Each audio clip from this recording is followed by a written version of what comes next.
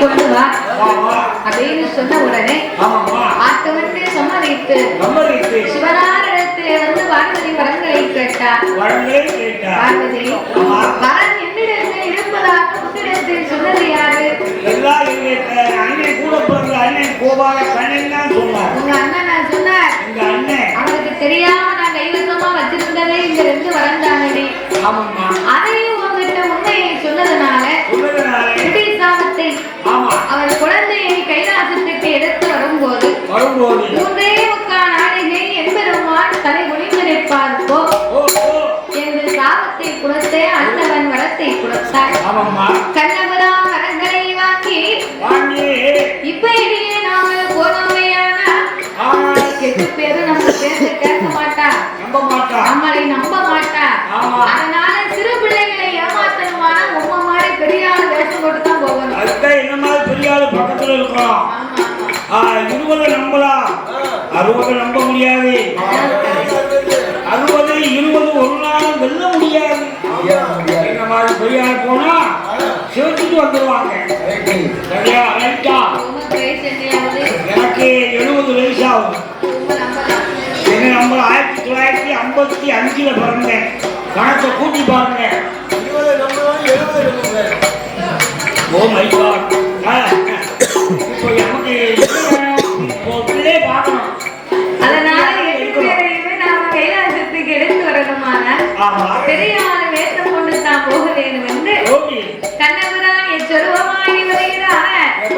எடுத்தாரே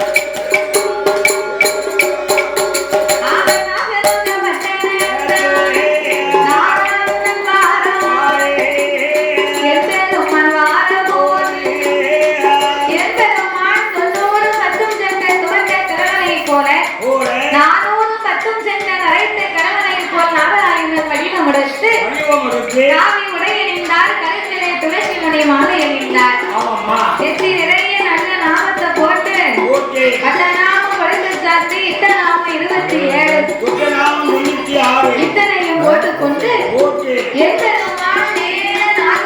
பட்டணத்திற்கே வந்து இறங்கினார். வந்து வார்த்தைக்கூடிய இந்த அழகான நேரத்திலே